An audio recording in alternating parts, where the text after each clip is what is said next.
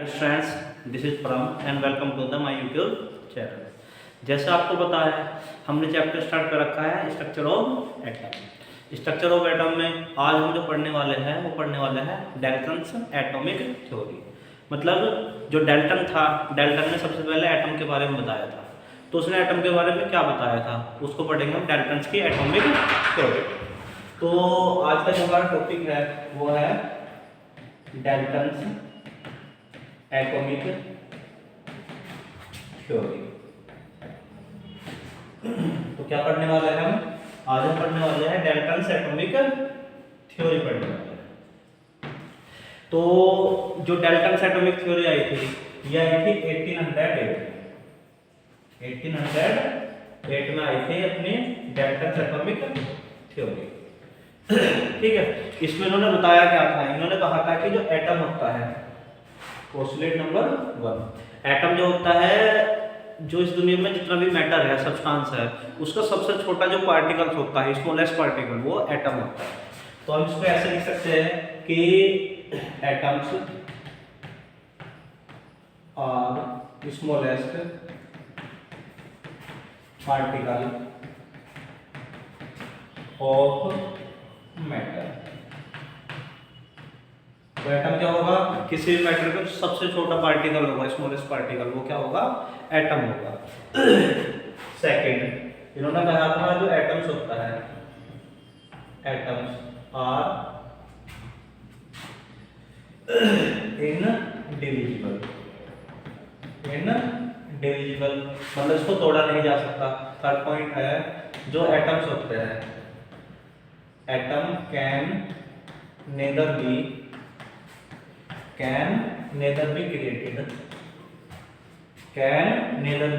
created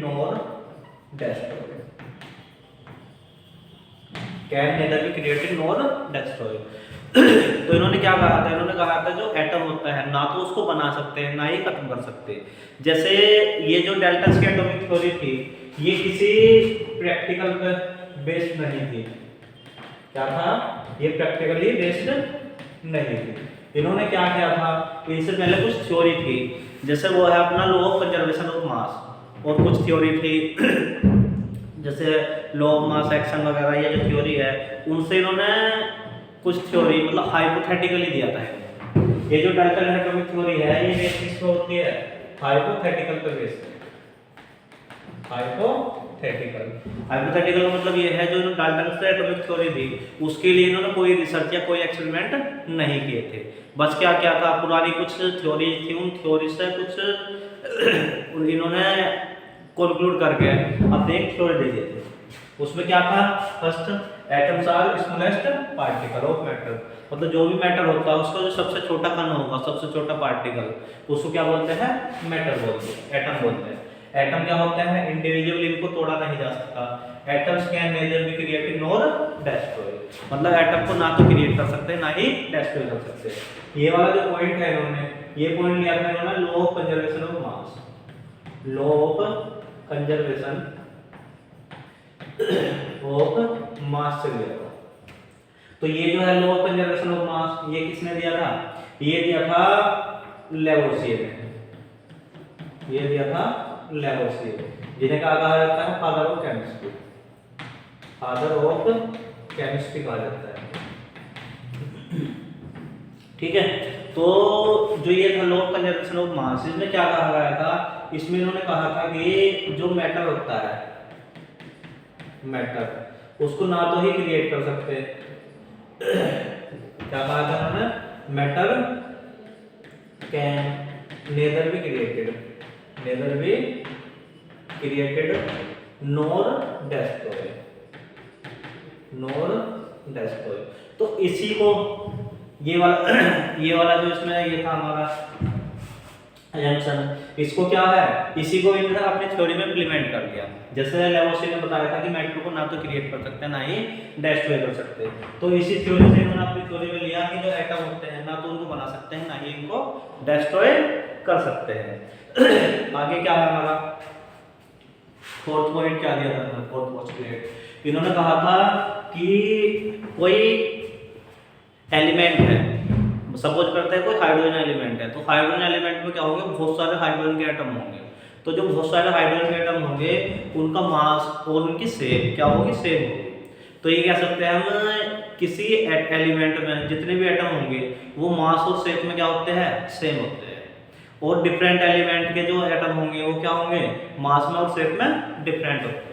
तो fourth assumption क्या है इसका हमारा कि एटम्स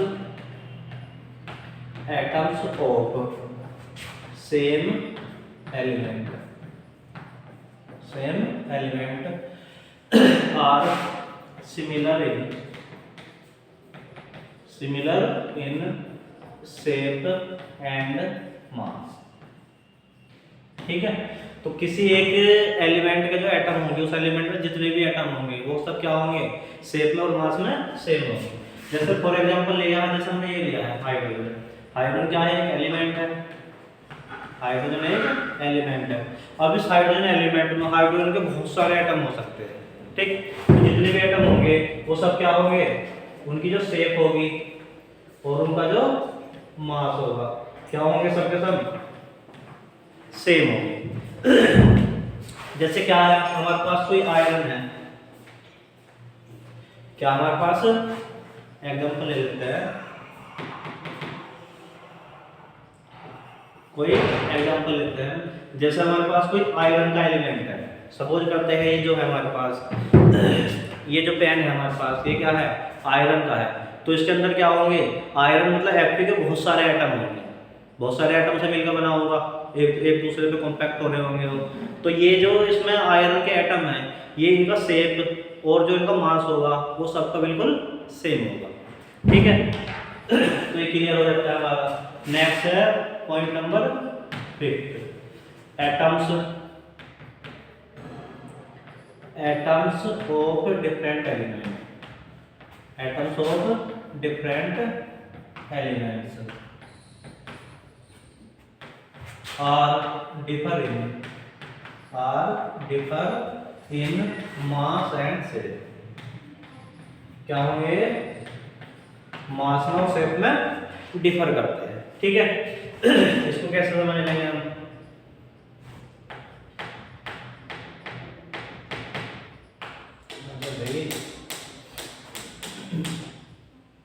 ये है क्या होंगे, एटम्स ऑफ डिफरेंट एलिमेंट, मतलब डिफरेंट एलिमेंट के जो एटम होंगे वो मास में और शेप में क्या होंगे, डिफर करेंगे।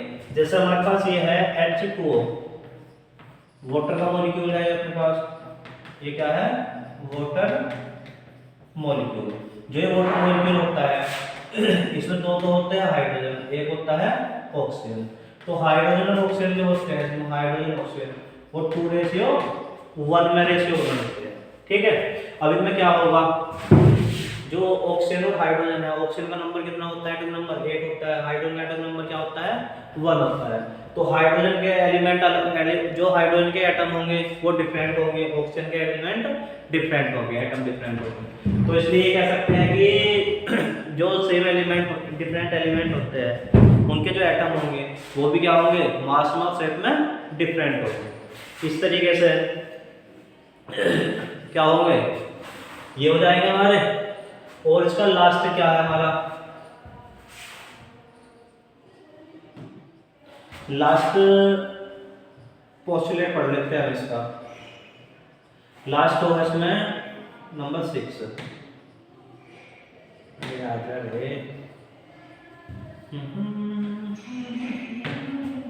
नंबर 6 इन्होंने बताया था कि जो एटम्स होते हैं, एटम्स किसी भी केमिकल रिएक्शन में पार्टिसिपेट करते हैं, किसी भी केमिकल रिएक्शन में पार्टिसिपेट करते हैं। तो इन्होंने बताया था जो केमिकल रिएक्शंस होती है उनमें एटम्स पार्टिसिपेट करते हैं, न कि मॉलिक्यूल या कंपाउंड। ठीक है, और जो एटम्स होंगे,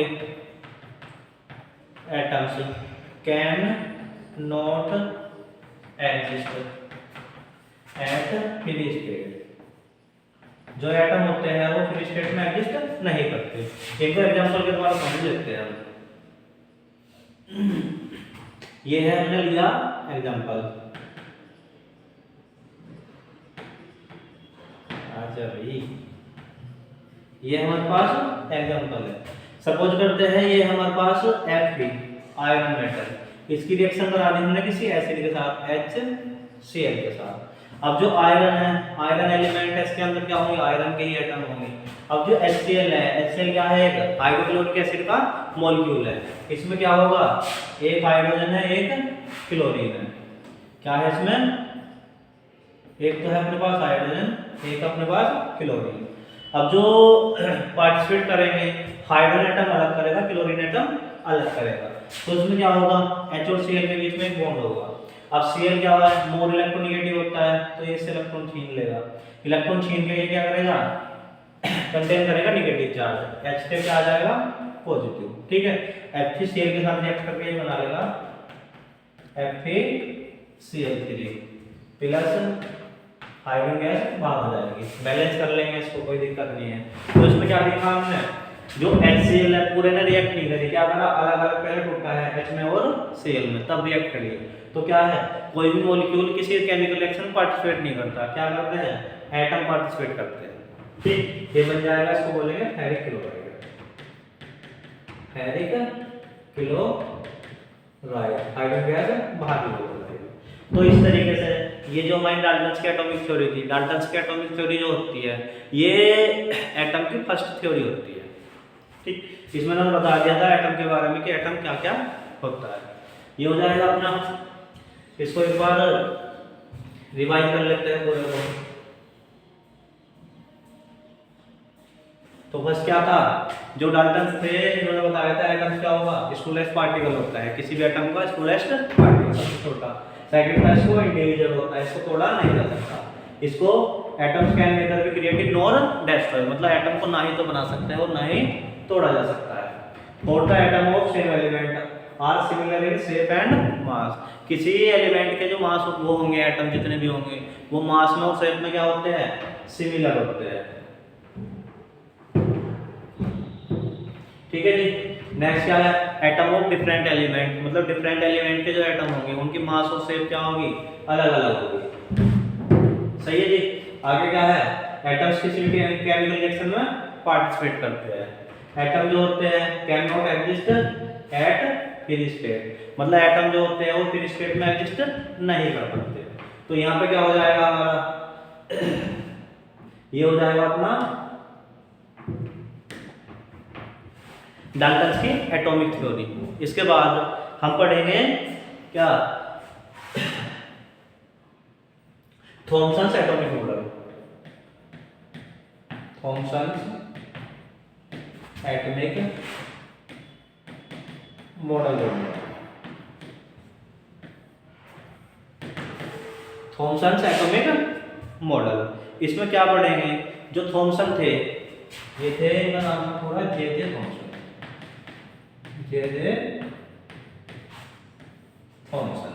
जे थॉमसन जो थे इन्होंने की थी इलेक्ट्रॉन की डिस्कवरी,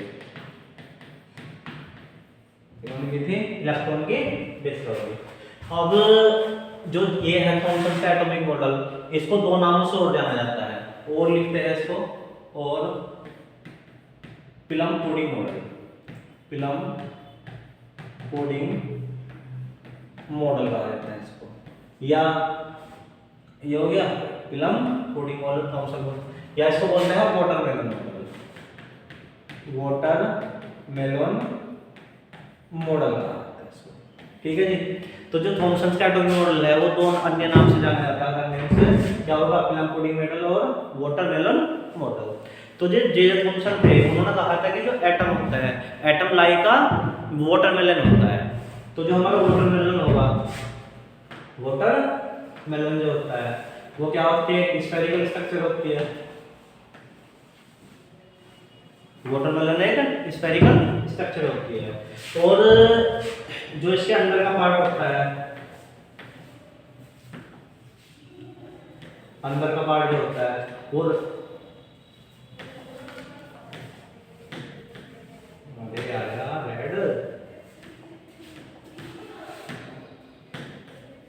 ये क्या होगा, रेड कलर का होगा अंदर से, पूरा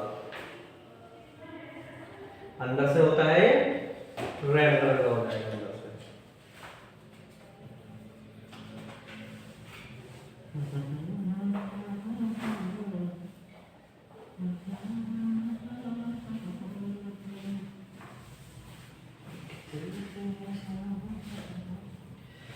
तो जो वाटरमेलन होता है वो अंदर से कैसा होगा, रेड कलर का होगा।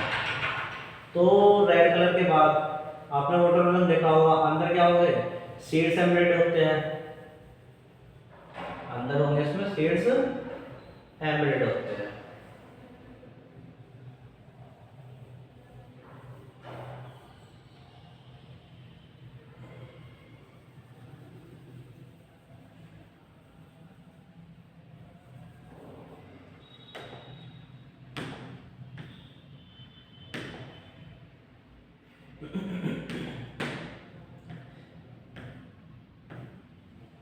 तो ये क्या है इसमें, ये देख लिया हमने सीड्स इसमें।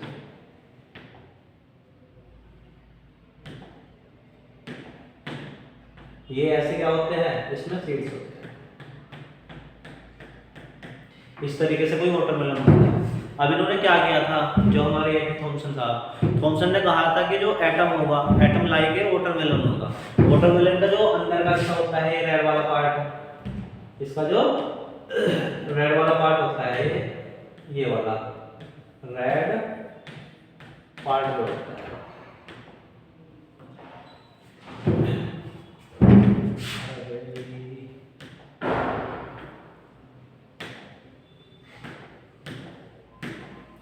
ये जो रेड पार्ट होता है, ये वाला। अब जो वाटरमेलन होता है उसमें रेड पार्ट क्या होगा, यूनिफॉर्मली डिस्ट्रीब्यूटेड होता है, मतलब पूरे पूरा जो होता है अंदर से वो लाल होता है। इन्होंने कहा था कि जो इसका रेड पार्ट होगा वो पॉजिटिवली चार्ज होगा, पॉजिटिवली चार्ज। अब पॉजिटिवली चार्ज जो होता है, इन्होंने कहा था कि जो एटम होता है, एटम में पॉजिटिव चार्ज होगा वो यूनिफॉर्मली डिस्ट्रीब्यूटेड होता है, like watermelon.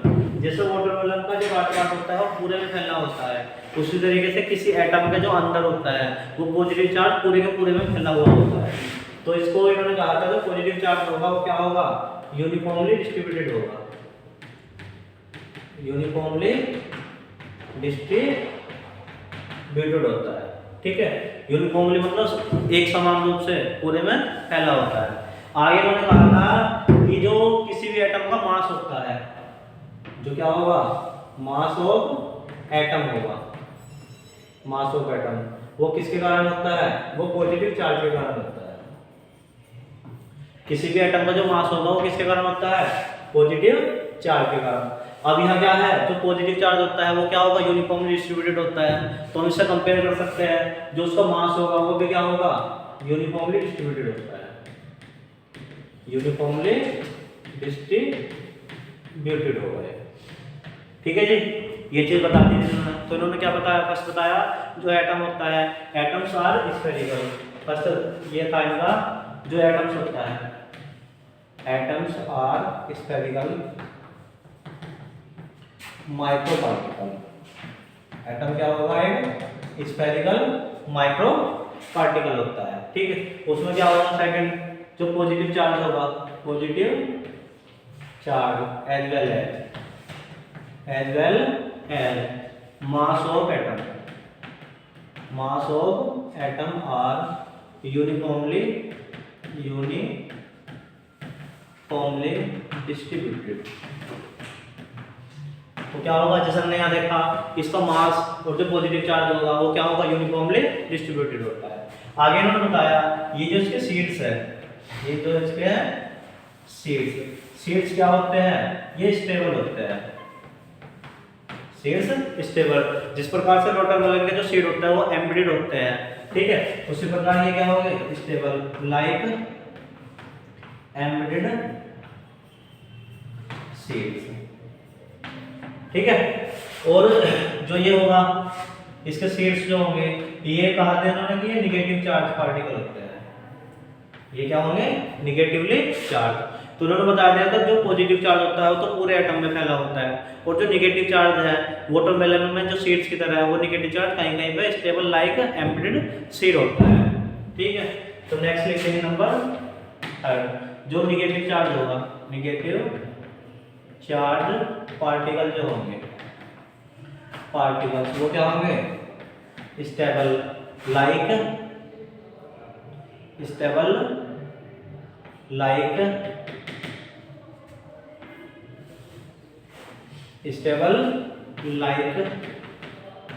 Embedded seed, embedded seed ये कहा था इन्होंने। आगे इन्होंने ये बताया था कि जो एटम है, नेक्स्ट नंबर 2, जो एटम है, एटम की जो रेडियस होती है, एटम रेडियस किसके रेस्पेक्ट में, हाइड्रोजन के रेस्पेक्ट में, मतलब जो हाइड्रोजन का एटम है उसकी रेडियस जो होगी वो अप्रोक्स कितनी होती है, 10⁻⁻10 मीटर होती है। ठीक है, जो हाइड्रोजन का एटम है उसकी रेडियस कितनी होती है, अप्रोक्स 10⁻⁻10 मीटर। इसका मतलब ये है यहाँ से यहाँ तक की जो दूरी होगी, यहाँ से यहाँ तक की दूरी ये कितनी होगी, 10⁻⁻10 मीटर, या क्या कह सकते हैं इसको, 1 एंगस्ट्रॉम होगी। ठीक, इसके बाद जो न्यूक्लियस होगा यहाँ पे बीच में, क्या न्यूक्लियस की तो उन्होंने बात नहीं की थी, ये वाली चीज हो गई। तो ये सब क्या हो गया, पोस्टुलेट थॉमसन के एटॉमिक मॉडल की होगी। थॉमसन ने क्या कहा था कि जो एटम होता है लाइक वाटरमेलन होता है, वाटरमेलन, वाटरमेलन का जो रेड पार्ट होता है वो क्या होता है, लाइक पॉजिटिव चार्ज होता है। पॉजिटिव चार्ज के कारण ही क्या होता है, किसी एटम में मास होता है। अब जो पॉजिटिव चार्ज उसमें यूनिफॉर्मली डिस्ट्रीब्यूटेड होगा तो उसका मास भी क्या होगा, उसमें यूनिफॉर्मली डिस्ट्रीब्यूटेड होता है। ठीक, जिस प्रकार जो हमारा वाटरमेलन होता है उसमें सीड्स जो होते हैं स्टेबल होते हैं, उसी तरीके से किसी भी एटम में जो नेगेटिव चार्ज होंगे वो क्या होंगे, स्टेबल होंगे। तब ये जो मॉडल आया था अपना थॉमसन का, तब ना तो प्रोटॉन की डिस्कवरी हुई थी, ना ही इलेक्ट्रॉन की डिस्कवरी हुई थी, ना ही न्यूक्लियस की डिस्कवरी हुई थी। तो तब इन्होंने क्या कहा था, सिर्फ पॉजिटिव और नेगेटिव चार्ज की बात की थी। इस प्रकार ये क्या हुआ, इन्होंने इसके बारे में बताया था। अब बात कर लेते हैं कि ये जो इनके नाम है, ये तो समझ गए होंगे आप वाटरमेलन मॉडल क्यों कहा है, क्योंकि इन्होंने एटम की कंपेयर किससे की थी, वाटरमेलन से की थी। अब भाई अपना plum pudding model, plum pudding model, plum pudding model का मतलब ये है जो जैसे हम घर पे खीर बनाते हैं या हलवा बनाते हैं, तो खीर या हलवा जो होता है उसमें जो ड्राई फ्रूट्स होते हैं, ड्राई फ्रूट्स वो कैसे होते हैं, जैसे ये नेगेटिव चार्ज है यहाँ पे ऐसे फैले हुए होते हैं, और जो खीर और हलवा जो होगा वो कैसे होगा, रेड पार्ट की तरह यूनिफॉर्मली डिस्ट्रीब्यूटेड होगा। तो इस तरीके से ये इसके नाम होते हैं, अपने इनको याद कर लेंगे। ये पूछ लिया जाता है प्लम पुडिंग मॉडल किस मॉडल को कहा जाता है, तो हम क्या कहेंगे, प्लम पुडिंग मॉडल थॉमसन के एटॉमिक मॉडल को कहते हैं। तो यहाँ पे क्या होता है, अपना थॉमसन का एटॉमिक मॉडल खत्म होता है। इसके बाद कल मिलते हैं दूसरी क्लास में। ठीक है, बाय बाय, टाटा।